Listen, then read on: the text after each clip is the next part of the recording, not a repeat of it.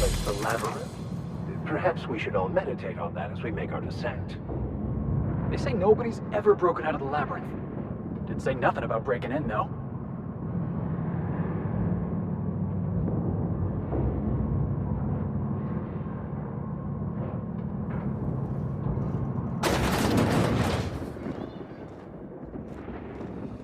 Lead the way, boss.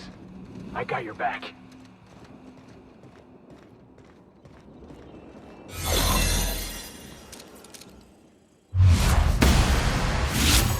Wait for this! Yeah! Now that was fun!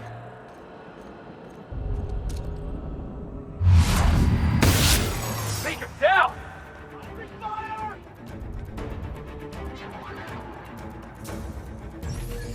We lost one! Stop! It's the wrong damn thing! Back to turtle!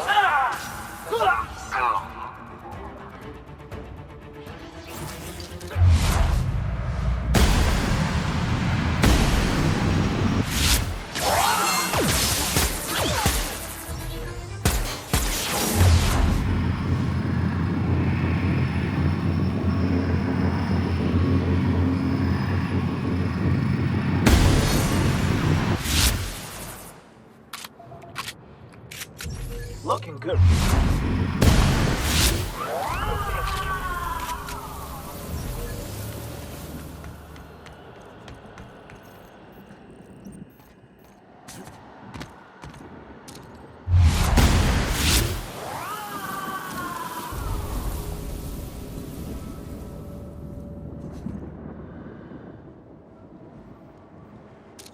What was that?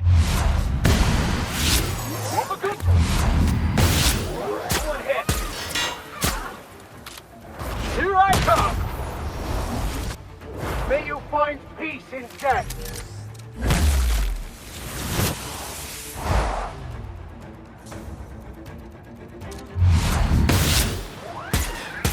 Our victory is their defeat.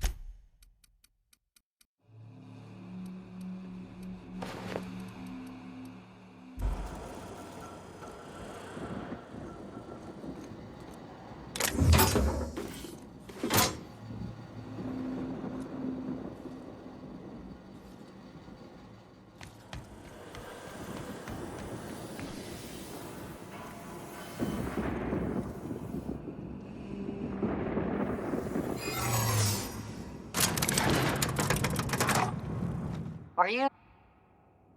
Oh, that's much appreciated.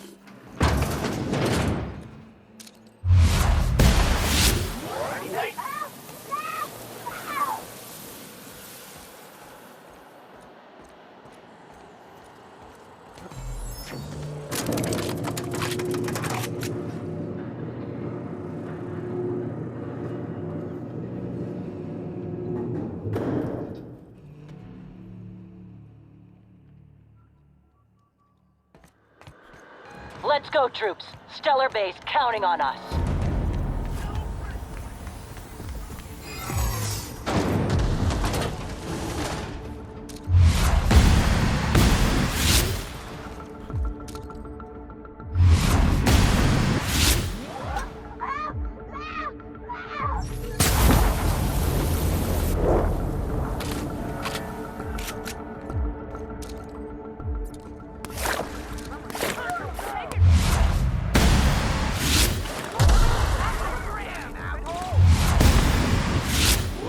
Kill.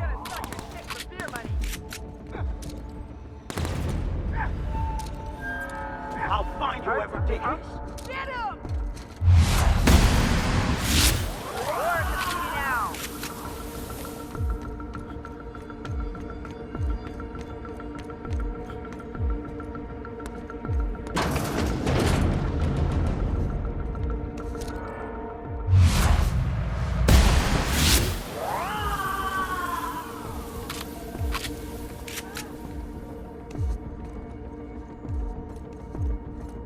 Think someone's coming. Are you new here?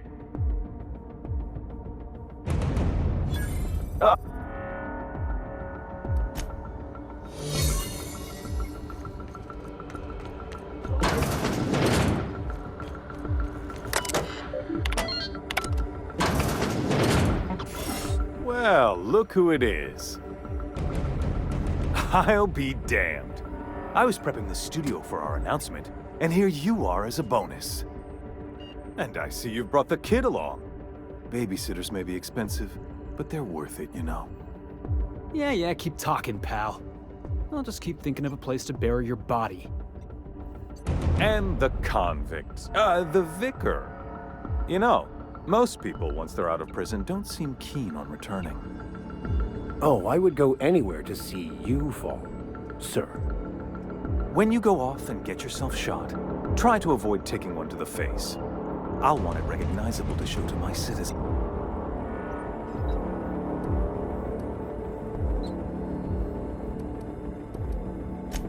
I'm not in your way, you dullard. You talk to me. You want to go die? Besides, I don't know what you think you're doing here, but Sophia's doing good work up.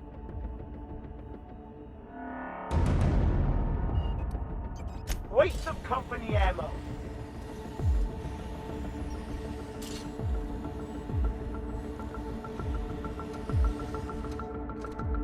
Nice hit! Down!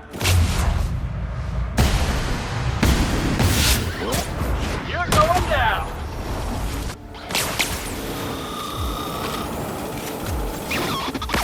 I'll take your confession now!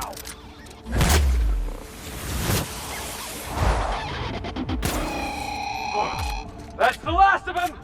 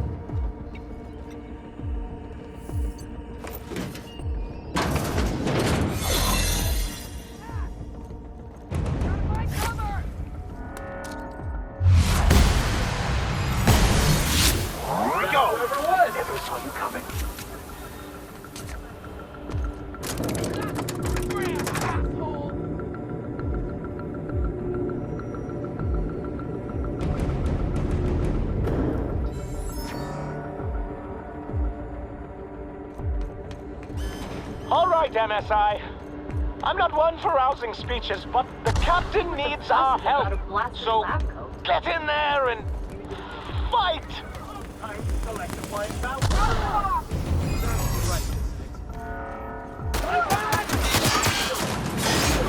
Everything in my life has been leading up to this point.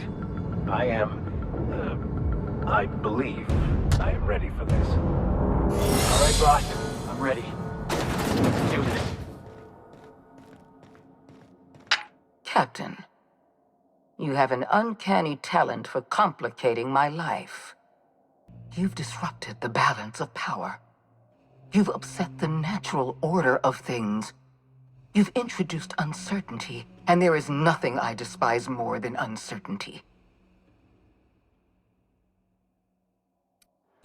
Do you imagine you're leading some grand revolutionary army? The iconoclasts and MSI have put aside their differences and attacked the prison together. You're nothing but a rabble-rouser. I'm going to put an end to your little rebellion. I have no intention of dying on Tartarus, Cap. I admit I miscalculated the extent of your influence. The board's plan never accounted for you. This is a mistake I intend. I have Dr. Wells in my custody. Once I've secured his cooperation, I can move forward with the...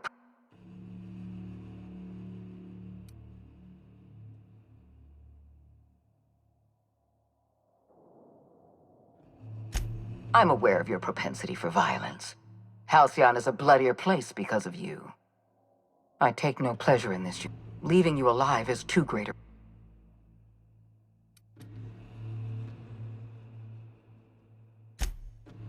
This prison is equipped with an automechanical warden. I've had it programmed to eliminate you on sight and rinse your... And don't worry. I will inform Doc...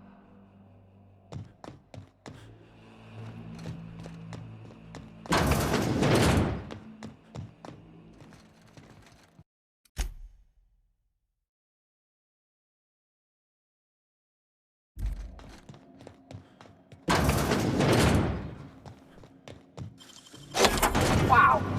How'd you do that?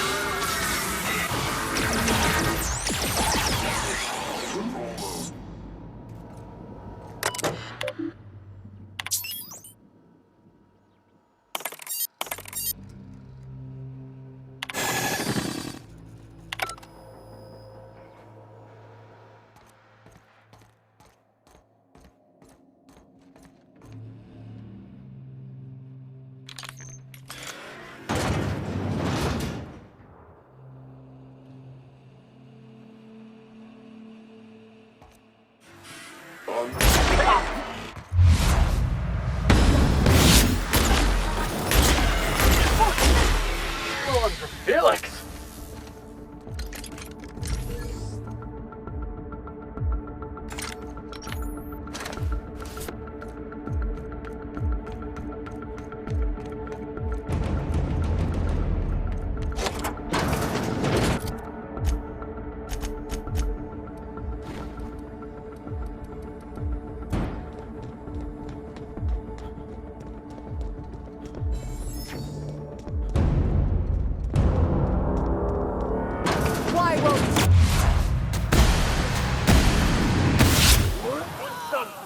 Still got it!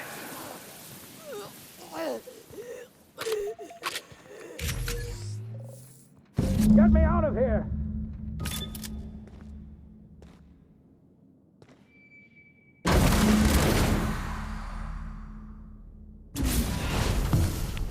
You don't know how glad I am to see you. You did the right thing. Akande was a monster. Her death was much deserved, and long overdue. And you lunatic, you broke into the board's own fortress just to rescue one doddering old man. You are absolutely out of your mind, and I can't begin to thank you enough.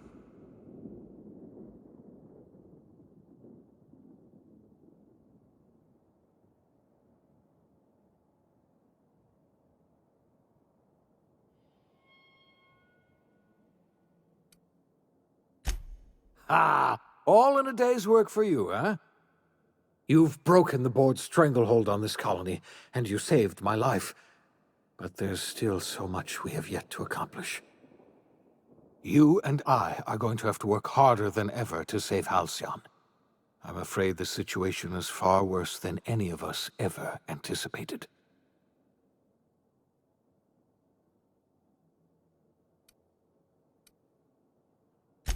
Theatrics! Merciful law, I wish I were exaggerating.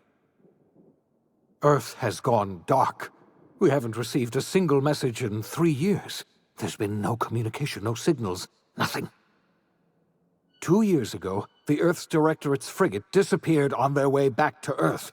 We don't know what they discovered when they arrived, or if they arrived at all. Hold on, Doc. Are you telling me the Earth went dark 3 years ago, and the board's just been covering this up? They've been incredibly effective at concealing the truth. Right now, the only people in the colony who know are standing in this room. Earth is only an idea to us, but that idea is the bedrock the colony is built upon. If people were to find out it's gone dark, the shock could be too much to bear. I don't want to imagine what'll happen once news gets out. Let's just keep this between us for now. We're in serious trouble, my friend. Do you know what this means for Halcyon? We can't rely on Earth for support anymore. We've been cut loose. We're entirely on our own.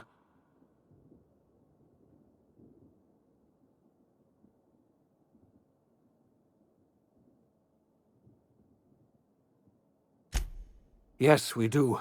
You've done a marvelous thing. You've succeeded where anyone else would have failed, including me. We must begin the revival process immediately, starting with the Hope's brightest minds, and then we're going to fix this damn colony, one problem at a time. We're going to need a leader, and I can't imagine a better person for the job than you. What do you say, old friend? Will you help us?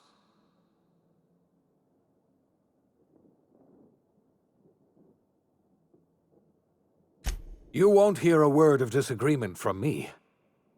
You're the best thing to ever happen to Halcyon. If you want to take it upon yourself to lead this colony, you have my support. We're not a colony any longer, are we? Our last connection to Earth has been severed, and so we have been set free.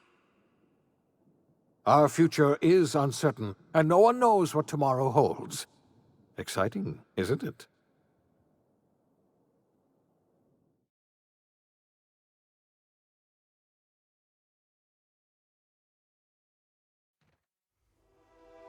The OSI teaches that everything in the universe happens according to the grand plan. But the stranger that arrived in Halcyon was an unplanned variable. From the moment he landed in Emerald Vale, his actions altered the course of history. The events on Tartarus brought about the end of the board's authority. But the board's mistakes would haunt the colony for decades to come. The damage they left behind would require the work of a generation to repair. Dr. Phineas Wells began reviving a handful of the Hope's colonists. Engineers, scientists, technicians, and intellectuals. They were among the brightest minds the Earth had ever sent out into the stars. The Hope scientists and engineers woke up in a colony descending headlong into total collapse. With no way to return to Earth, they had no choice but to band together and devote themselves to the cause of saving Halcyon. The people of Halcyon were nothing if not hardy. In the absence of the board's authority, many of the colony's settlements banded together with a single purpose in mind: survival. Life was especially hard in the years to come. Some towns dissolved by attrition and starvation, but most of them found a way to carry on. In the years to come, Halcyon was forced to reckon with its newfound freedom. The board was gone, and for better or worse, the colony was responsible for its own destiny. Between MSI's worker-centric policies and the iconoclast's manpower, Sanjar and Zora were able to rally many of the Terra 2 townships to their cause. MSI's workforce swelled, and the iconoclasts enjoyed a significant surge in their ranks. The board was too distracted by infighting and internal politics to stop MSI from becoming a powerful corporation and a refuge for townships that might have fallen through the cracks. Consumed by paranoia, Lilia Hagen took Sublight Salvage in a controversial direction, openly accusing board officials of an extraterrestrial conspiracy. One day, an accident at the Groundbreaker's docking bay silenced her forever. Time would tell if her replacement could keep the Sublight family together. After returning to Edgewater, the deserters negotiated workplace reforms with Reed Thompson, including a single day of rest, which came to be known as a weekend.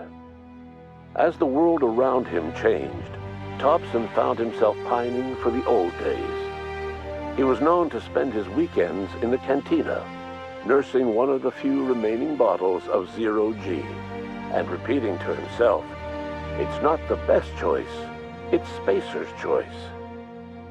As for Adelaide McDevitt, she tended to her garden in solitude for another year before passing away. Her body was discovered some months later, when Reed Thompson paid her a visit in an effort to make amends. Her remains were buried in a place of honor underneath the floor of the Edgewater cannery. Reed believed this was what she always wanted. Under the leadership of Junlei Tennyson, the Groundbreaker held firm against corporate influence. The ship's mechanical stability gave Junlei the time to educate a promising generation of engineers schooled in her family's traditions. The future of the Groundbreaker looks promising.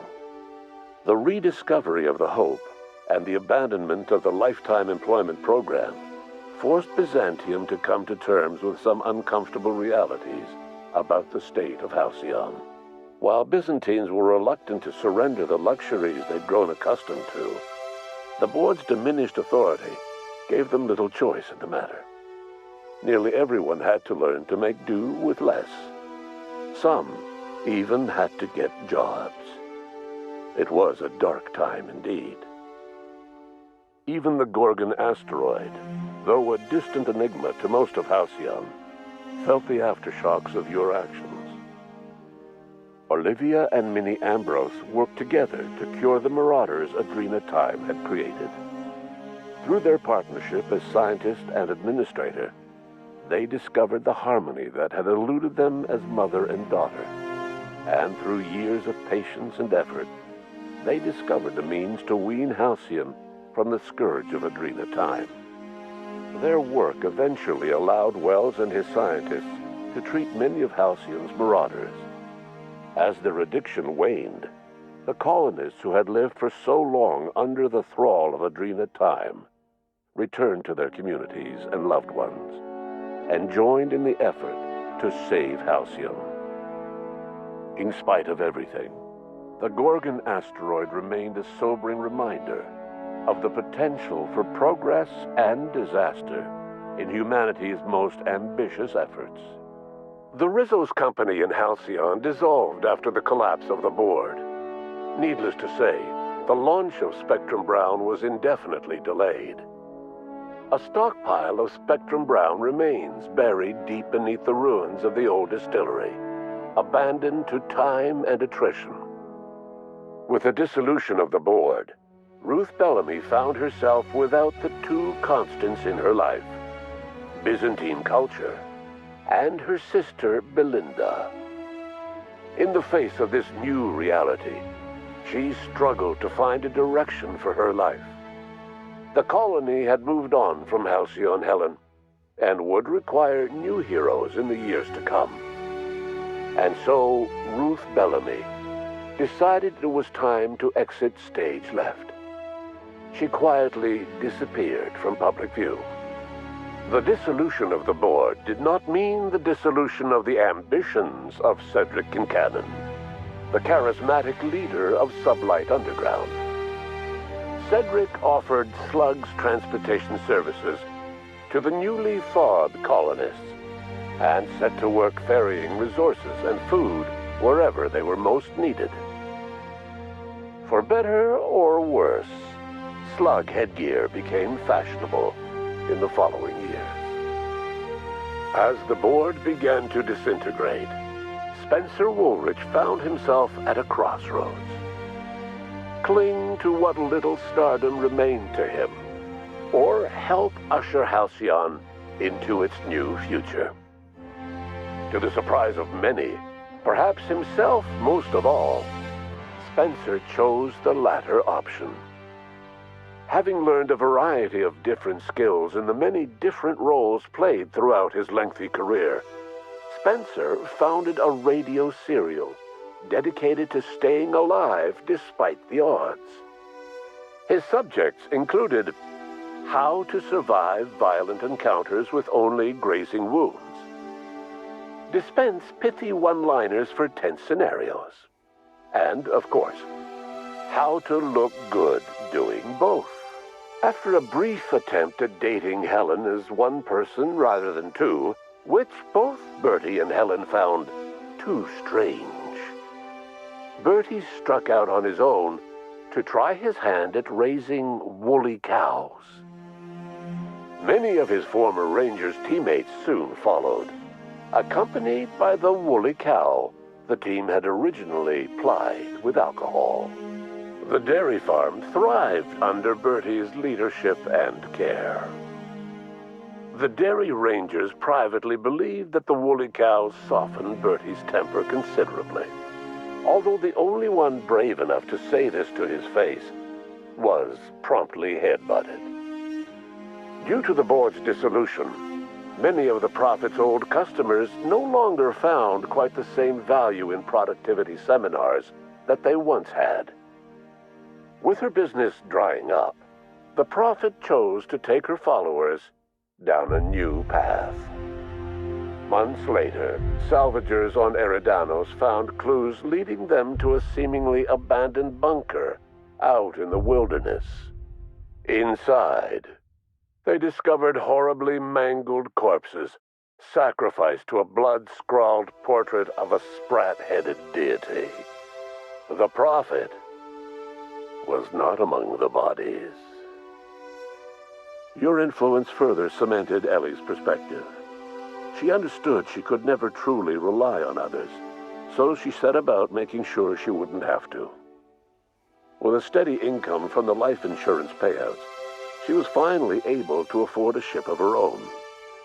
She enjoyed a long and infamous career running missions across the system. Some of them were even legal. Life in Halcyon was sobering for Felix Millstone. The grand revolution he dreamed of never came. There was no great awakening for the colony, no celebrations in the streets.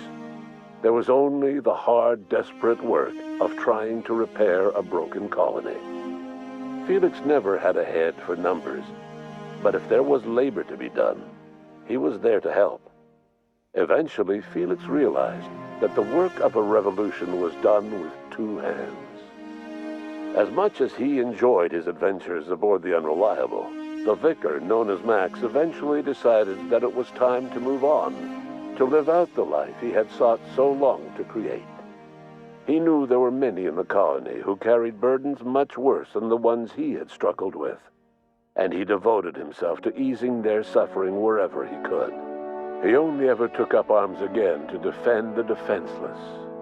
Unshackled from a lifetime of striving and fighting the universe and himself, Vicar Maximilian de Soto was finally at peace. Once the matter with the Hope colonists was resolved, Junlei bashfully asked Parvati if she'd like to join her permanently on the Groundbreaker, and Parvati enthusiastically, if somewhat awkwardly, agreed.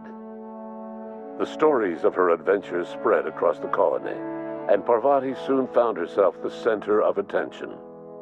Having served as the engineer of a renowned spacecraft, tramp freighters and wildcat miners sought her out by name, and in no time, she was a fixture in the Groundbreaker's mechanical ecosystem.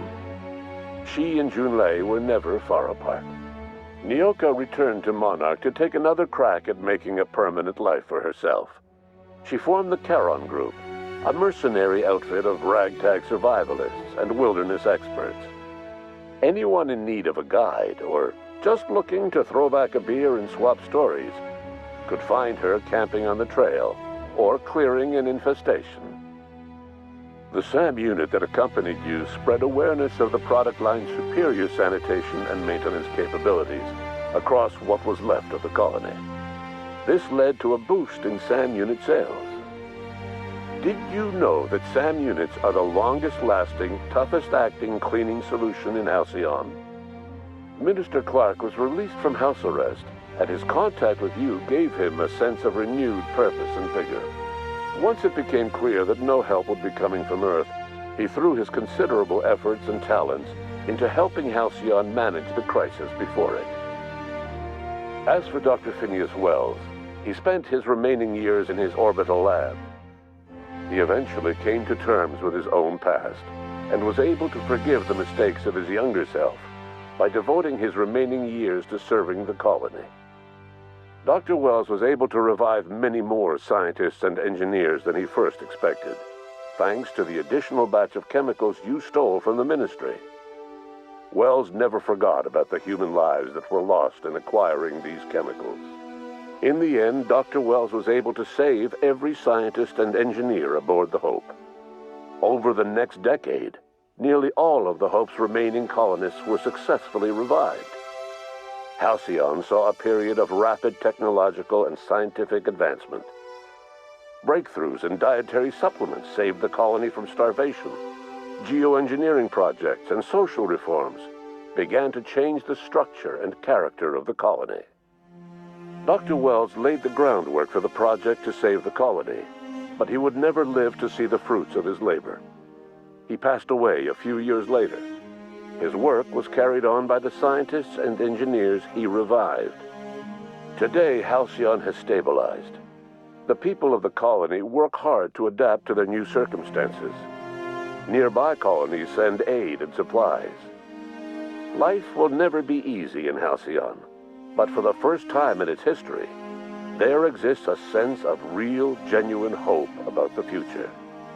And what about you, the unplanned variable in the history of Halcyon? You brought an end to the chaos on Tartarus and proved yourself the most capable leader left in the colony. You administered the colony in your own image. With the old power of the board destroyed, a new government of Halcyon rose with you at its center. With your steady hand, you guided Halcyon through the turbulent years that were to follow, and helped ensure the survival of the colony until the end of your days. No one knows what's happened to Earth, and no one knows what the future has in store for Halcyon. All we know for certain is this: the name of the Unreliable and that of its intrepid captain will remain the subject of countless stories for years to come.